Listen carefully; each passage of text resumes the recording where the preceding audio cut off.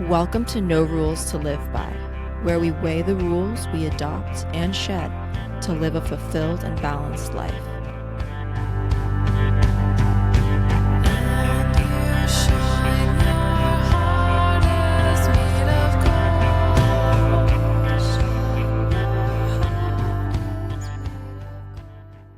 Welcome to No Rules to Live By. Today we're going to be talking about birth control. There's a lot of debate around it. Obviously, there are a lot of different types of birth control. There's a lot of reasons for, being on it in different periods of your life. A lot of reasons to be completely off of hormonal birth control. Birth control is something that no matter what decision you make, you're actually always doing some form of it, right? Because as women, it's important to be really conscious and aware of what's going on with our bodies and be in control of our bodies because, there's a lot of responsibility in being a woman and being a portal for new souls in this world and being in a place where you're in control enough to make decisions for yourself and control your own destiny. Yeah. It's crazy to me to think just the history of birth control, like going back 50 years, how different it was and inaccessible it was for a long period of time. I started watching that new show, Lessons in Chemistry. Have you seen it? No, I haven't. So it's with Bri Larson. There's a lot of like really interesting topics about just women in that time period entering the workplace, how they were treated.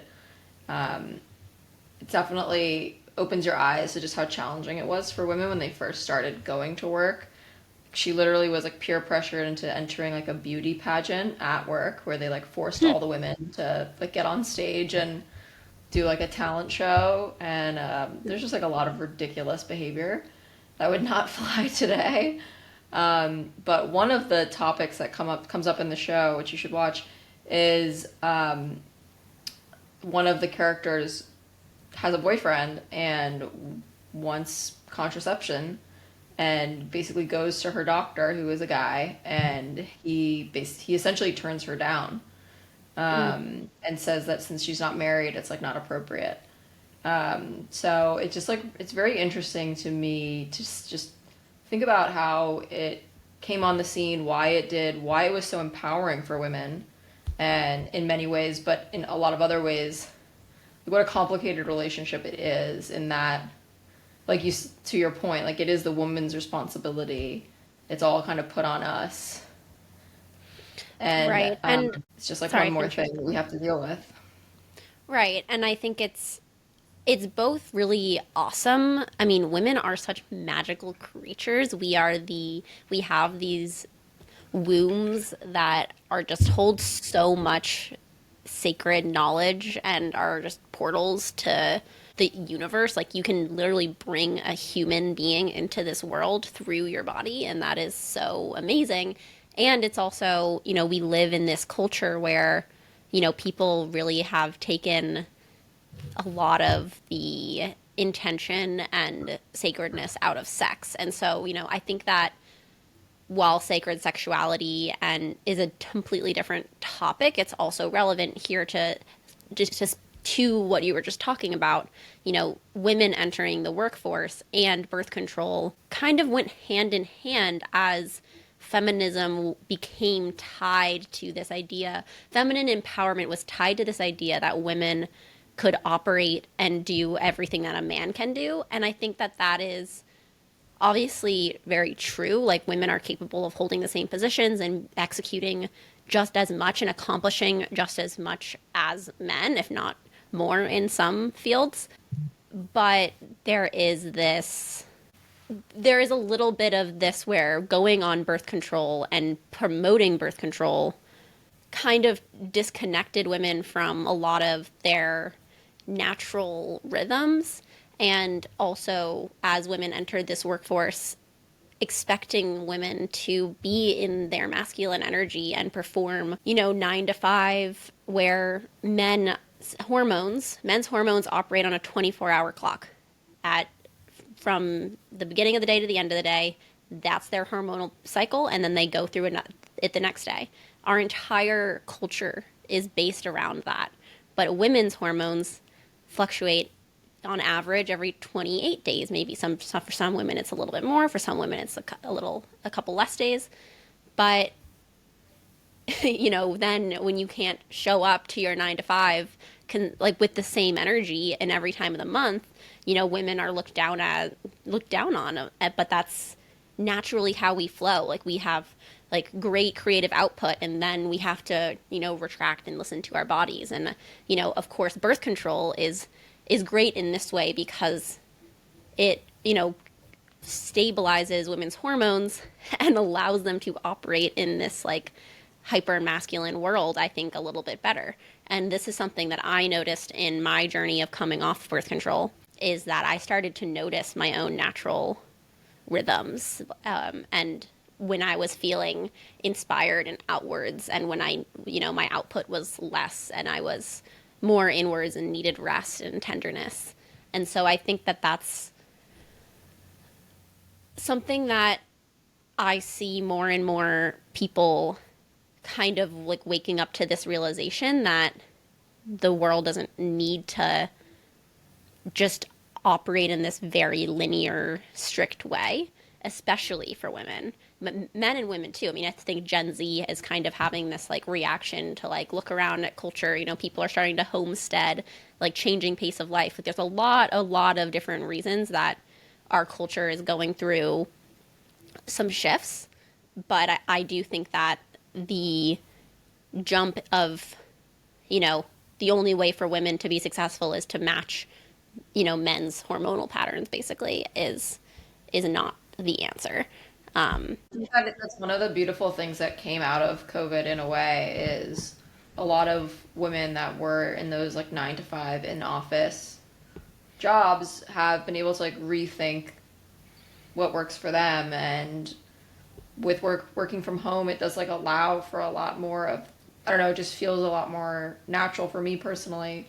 But I also just think it's given the opportunity, I think, for a lot of women that had to make that, first of all, had to make that big decision, that we all are crossed with eventually, on like, do you want to have kids first of all? And if you do you want to have a career and kids and try and do it all? And back to your point on like, there is this kind of, juggling of plates.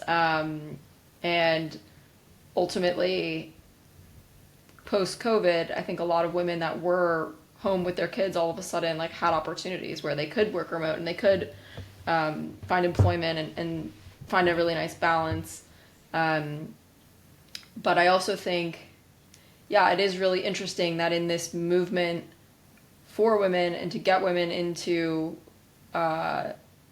work and into like, having control over their own lives, in a lot of ways, a lot of the side effects I've heard, and it's funny because we really don't know a ton about birth control. There's millions of them out there. Everyone has different side effects. Some it like makes your boobs grow. Some it makes you have acne. Some it helps your acne. Some it helps you gain weight. Some it helps you lose weight. Like, everyone has these crazy reactions. There's like really no guidance. You're like, you might grow like a third arm. You might like look amazing. Like, it's just really hard to say. Like, and for where I'm at and like my friends and like my peers, I feel like we all were just kind of put on it when we were 16-ish, have been on it now for like 15 years. And now like a lot of my friends are coming off of it because they're trying to have kids, etc. And I'm something that I'm considering now too. And the come down is also kind of crazy. Like, people are having really weird side effects. But through that 15-year period, or wherever it is, when you're on it, it's almost like there's this desensitization to our connection to source, to the moon cycles, by this like artificial hormone that we like take every day and don't really think about. It's so true. And I think that I made the decision to go off of birth control probably like 2 or 3 years ago now. And I had been on it since I was, I think, 17. And this was before I was even having sex. My mom, when I was, in high school, she put me on birth control to get used to it before I went to college. She just didn't want to have to, but, before I was even sexually active with my high school boyfriend, she just didn't want to put me in a position where I made made a simple mistake still being a child and had to live with ramifications or had to go through getting an abortion. It is, I can understand why as a mother you would say, hey, like, I was on this, like many women, hundreds of women are on this, like just take it, and then you don't have to be, concerned, like still use other protection. But, when I was, and then, so what's interesting though is that by the time I was 18, I started getting ovarian cysts. So I got my first cyst my freshman year of college. And or maybe I actually started birth control right before I went to college. Yeah, but that's a great story, Bri. Tell that story. Oh, I can tell the whole story, but I can, yeah, okay. But so I got my first ovarian cyst my freshman year of college, and it was a whole thing. I had this amazing great uncle who lived up where I went to school, and he drove in a snowstorm. So it was like final season. It's December, and this is in upstate New York. And He's like pushing 85 at this point. Yeah, and so he picks me up, and first of all, I didn't know he was coming. My parents had just like told him, because he was a doctor and he was nearby. He was an orthopedic surgeon though. He was not like an OBGYN.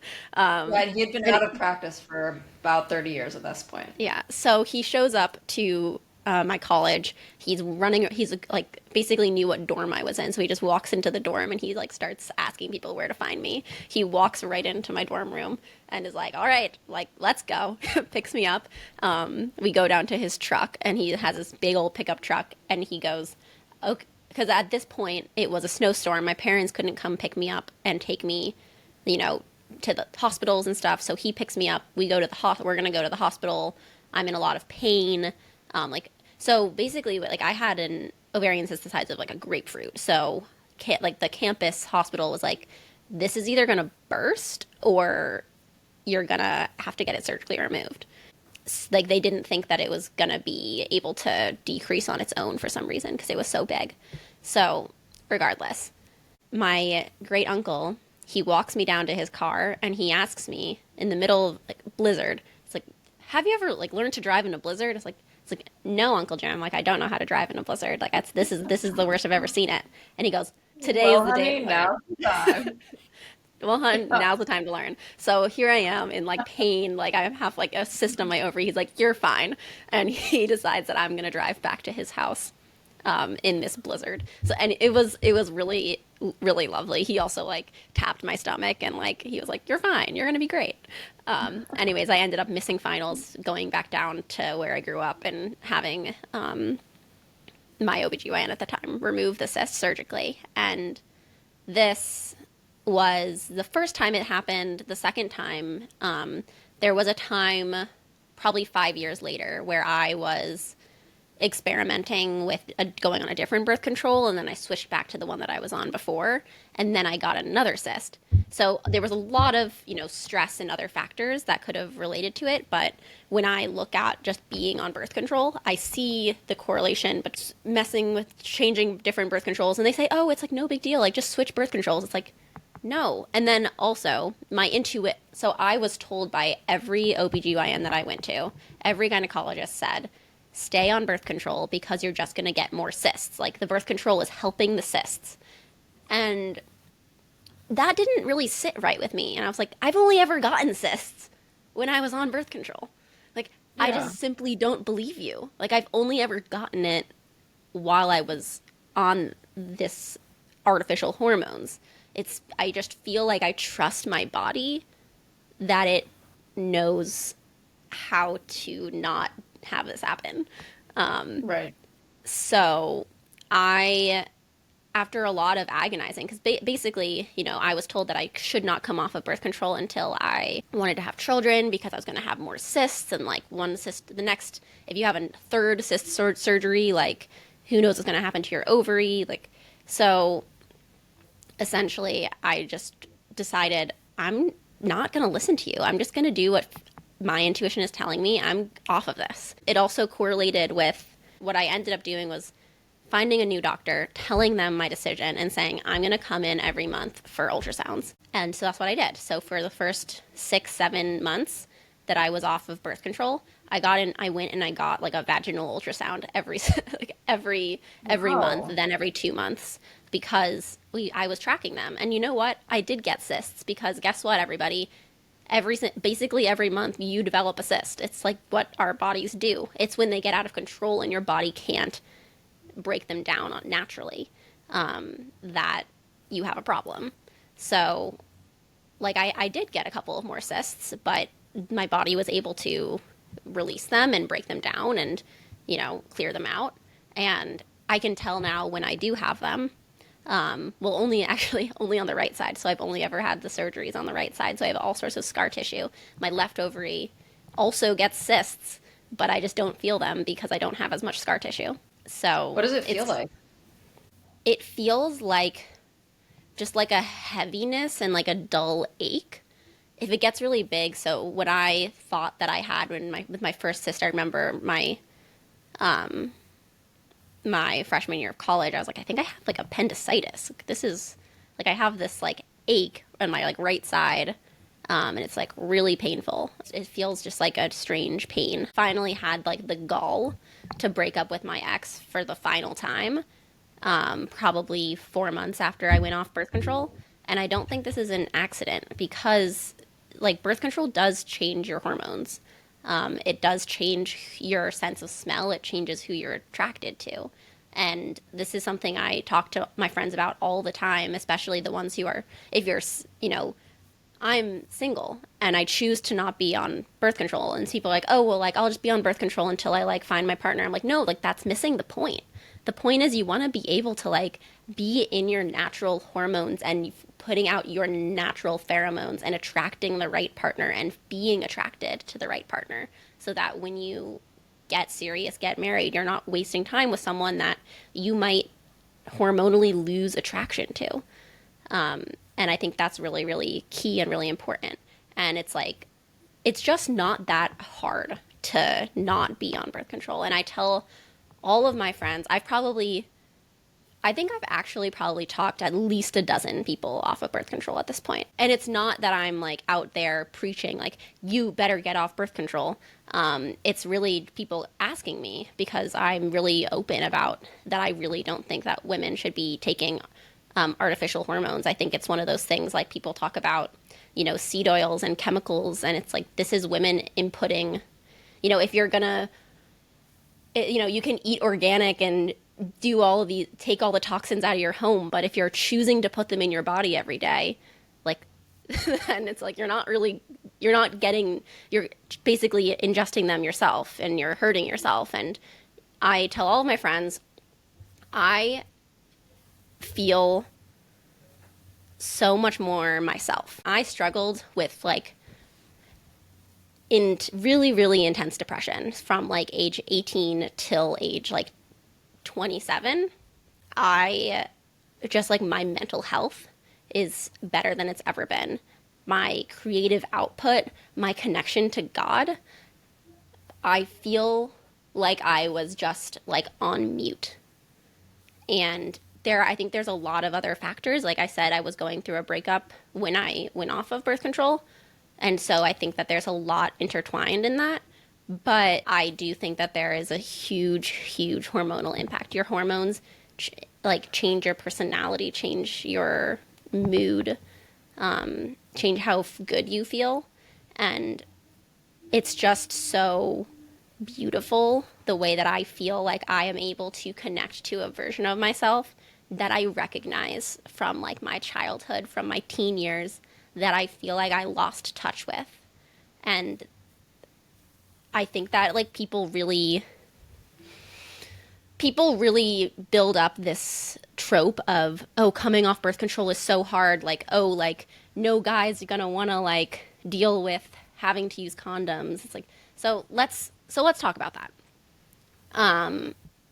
Coming off birth control is, yeah, there's a little bit of side effects. If your body is used to artificial hormones and you're taking it for 10, 15 years, it's going to be an adjustment because you're basically kicking that back on for your body. So you're going to be like, maybe you were, really dry down there because you were on birth control, and then like all of a sudden you have all this like gorgeous wetness coming out of your vagina, and you're like, what the fuck?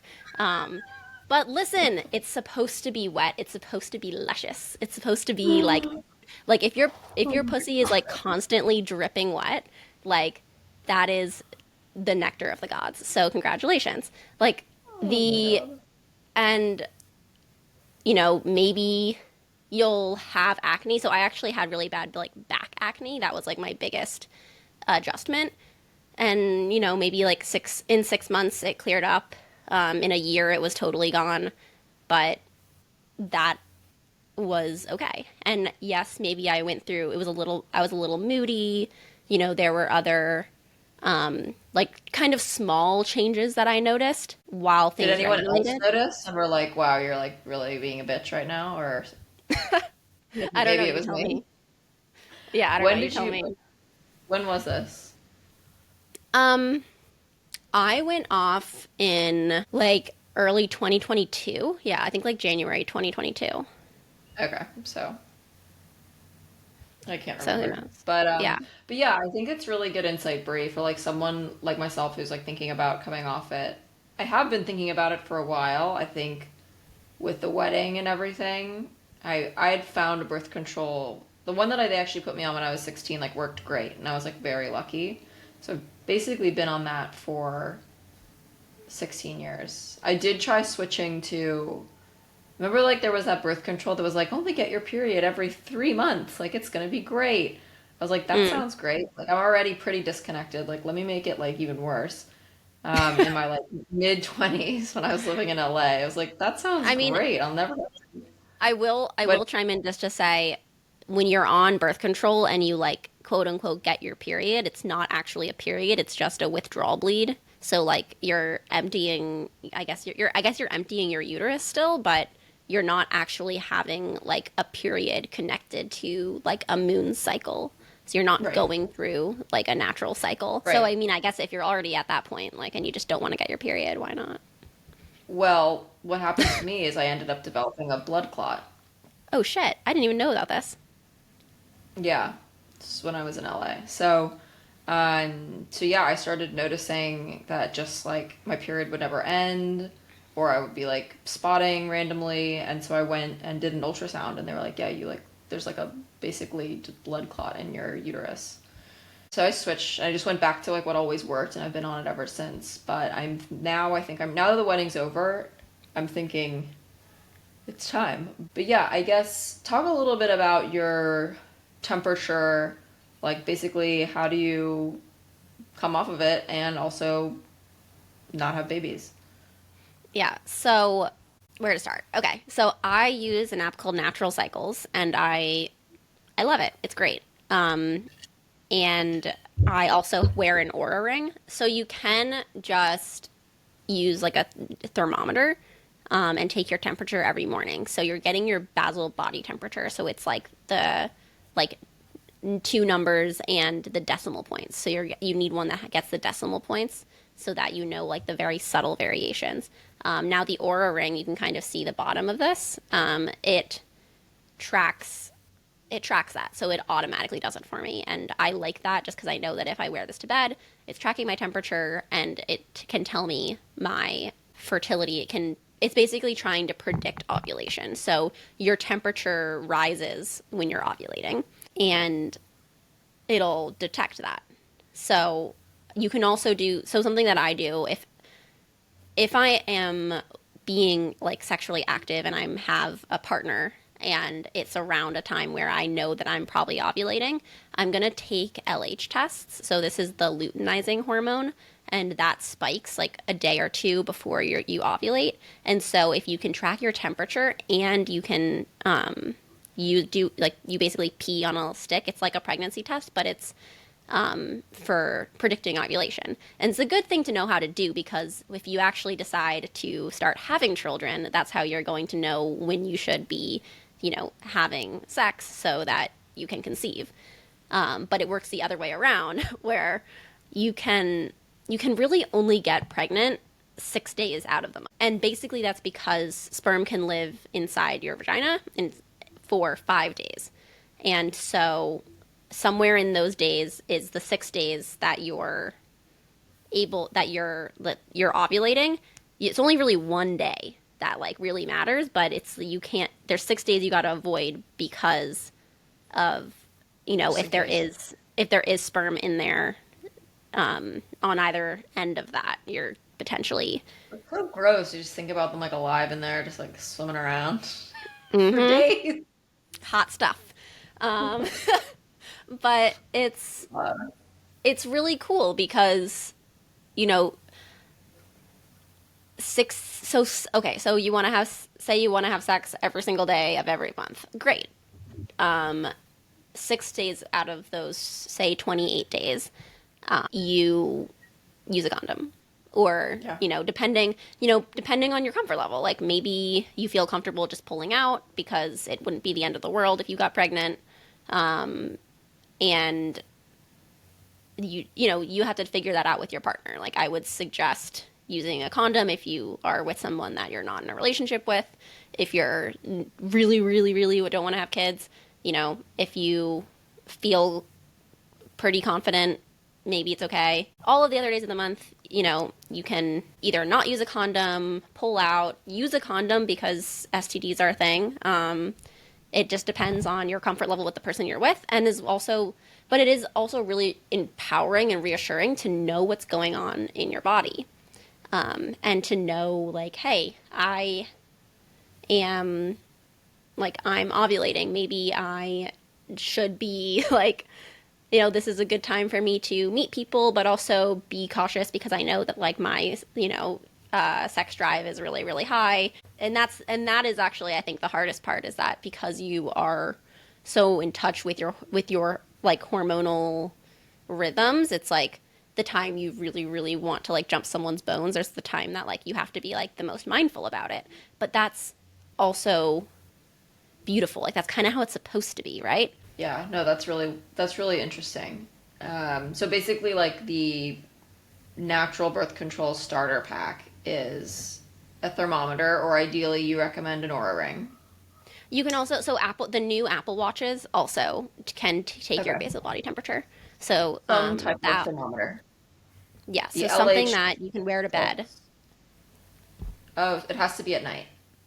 So you want to do something that you can either a wearable is something you can wear to bed because basically like the moment you wake up is when you need to take this temperature. And so like around like 5 a.m. would be ideal if you're still asleep. I think that's when like depending on your like sleep patterns, basically right before you wake is the ideal temperature to take. So if you're just using a traditional thermometer, you want this to be like you wake up and like before you even like take a sip of water or get out of bed, you're taking your temperature. It's like lives on your Okay, nightstand. It's the first thing you do. that's easy. Yeah, I feel like that's it is easy. easy. I But always I wake up and I drink a bunch of water and I weigh myself. So like this would just be one more little habit stack. totally, totally. And I mean it's really not that hard of a habit. I think for the first like 6 months or a year, that like they didn't work with Aura yet, and so I was taking my temperature and it was totally fine. It's just easier to not even think about it at all. Oh, so now your Aura ring puts it on an app and tells you. Oh yeah, yes. So the Aura ring is connected to my Natural Cycles app, and so I literally don't have to do anything. And then what are these LH strips? Do you get them where you buy like tampons? So Natural Cycles sells them, but I just go get them at Target. So it's basically like ovulation tests. So it's just labeled like Okay. ovulation tests as if you're trying to get pregnant, and you're like trying to like family plan. Like they have them at all these different stores, CVS, Walgreens. You can just pick them up and take them, and the app will recommend days that you take them. So usually it'll recommend 2 or 3 days, like, hey, take an LH test if you want to be extra sure of your ovulation date. It really just helps their algorithm feel confident that this is definitely the day that you're ovulating, and it will narrow the amount of green days. So the app will be cautious, right? So if it's depending on its confidence of your like temperature accuracy, it will, you know, extend the range of red days. So red days are days like that you need to be careful, like you could get pregnant. And if you take LH tests, it can just like shorten the amount of red days, and so you have more. You basically get more green days where you don't have to be as cautious, and that's really, yeah, really liberating. And I also want to talk about things that I did when I was coming off of birth control. I've kind of down like one women's health and womb health is one of the things that I'm most passionate about in this world because it makes me really happy to help women reconnect with their wombs and how like sacred their womb space is. And it's been really a big journey for me because, you know, this journey with cysts and birth control has been really big in my life. But something that I did because I was looking into how can I make my womb as healthy as possible, that I think really served me was, and my sisters make fun of me for this, but is yoni steaming. So after my period, I will, you know, you can use these different herbs like rose and mugwort, but I would just buy a kit, like yoni steaming herbs. You know, you basically make tea and then you kind of like squat over the steam and it steams up and it clears out, you know, kind of the rest of your period. It like, it's just really, really nourishing. And I did this because I was really, really scared of getting cysts. So I would actually do it before, I would do it before my period after also. So before, you don't want to do it on your period, but I would do it before because Why? if I felt a cyst coming, I would basically like want to get it to come out, like to clear out with my period. So I would do it before. And then I would steam after to kind of clear it out. But yeah, you just don't want to do it while you're bleeding because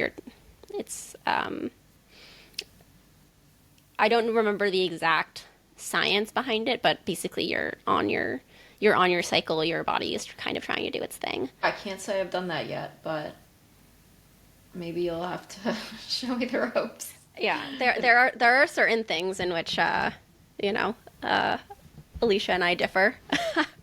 But I'll get you to yoni steam I sometime. just, you know, it just hasn't come up yet, but I totally get it, especially with your cysts. Yeah, I mean, there's also, you know, learning how to do castor oil packs and, you know, using castor oil and getting comfortable, like, touching your pussy. So we can go down this rabbit hole, but today, focusing on birth control. We'll break this down into bite-sized steps because Alicia's turning red. Wasn't pussy, pussy, pussy, pussy, pussy. Oh my God, man. Okay, well, I think this has been a really great discussion. I feel like I have some really good takeaways in terms of how I'm going to think about getting off hormonal birth control, getting on natural cycles. So thanks for walking me through that, Bri. And we hope you all enjoyed this episode. I hope it was insightful. We'd love your feedback, questions, yoni steaming recommendations, and all of that. So thank you so much for joining us, and we'll see you next time. Yeah, please. I just want to echo, you know, if there's any, I know we covered a lot of topics and these are all really intimate topics. So if you have any questions, find us on Instagram, send me a DM, and I'm happy to help and give advice. Thank you for taking the time to listen to this episode. If you enjoyed it, please leave us a review, follow us, or share it with a friend. Have a great day, and remember, you make the rules.